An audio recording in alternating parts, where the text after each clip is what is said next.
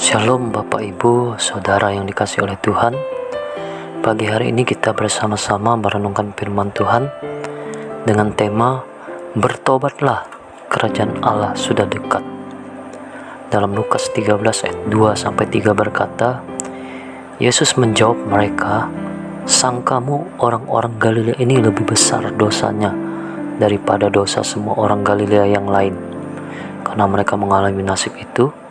Tidak, kataku kepadamu, tetapi jikalau kamu tidak bertobat, kamu semua akan binasa atas cara demikian." Saudaraku yang terkasih, dalam kisah ini diceritakan Tuhan Yesus sedang berdialog dengan orang-orang yang tidak disebutkan namanya mengenai darah orang Galilea yang dicampurkan Pilatus dengan darah korban yang mereka persembahkan. Bukan cara yang demikian yang Tuhan inginkan atau kehendaki, melainkan dengan mempersembahkan tubuh kita sebagai persembahan yang hidup, yang kudus, dan yang berkenan kepada Allah. Roma 12 ayat 1. Terkadang hidup ini membuat kita lelah dalam pekerjaan, dan tidak banyak orang bisa merasakan yang namanya kepuasan. Setiap hari selalu diperhadapkan dengan persoalan dan masalah ekonomi serta rasa khawatir. Hal ini wajar saja terjadi, namun perlu disadari oleh kita bahwa setiap persoalan yang hadir adalah pergumulan yang harus kita lewati dengan rasa bersyukur dan sabar dalam menanti jawaban dari Tuhan. Tidak sedikit manusia yang hidup sekarang mengalami kesulitan dan tantangan hidup yang berat, serta banyak orang selalu menyalahkan keadaan. Nah, bagaimana dengan kita sebagai orang yang percaya kepada Tuhan?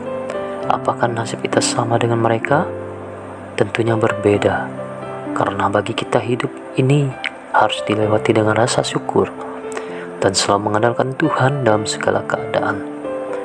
Tetapi tidak lupa juga kita harus memiliki iman, hikmat, dan pengharapan yang pasti di dalam Tuhan Yesus Kristus, sebab Tuhanlah sumber segalanya. Saudaraku yang terkasih dalam Tuhan, terkadang yang membuat diri kita tidak sabar untuk menanti sebuah jawaban adalah hasrat dan keinginan daging kita atau hawa nafsu. Seperti yang tertulis dalam Injil Matius pasal 26 ayat 41 berkata, "Berjaga-jagalah dan berdoalah, supaya kamu jangan jatuh ke dalam pencobaan.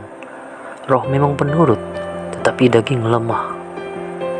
Inilah yang membuat kita selalu jatuh dan mengalami kegagalan oleh karena kenikmatan dunia dan keinginan jasmani yang sifatnya sementara dan tidak kekal.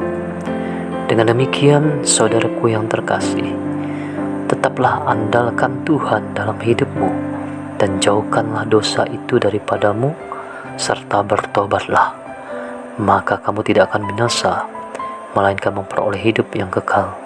Yohanes 3 ayat 16 berkata, "Karena begitu besar kasih Allah akan dunia ini, sehingga Ia telah mengaruniakan anaknya yang tunggal, supaya setiap orang yang percaya kepadanya tidak binasa, melainkan beroleh hidup yang kekal." Amin.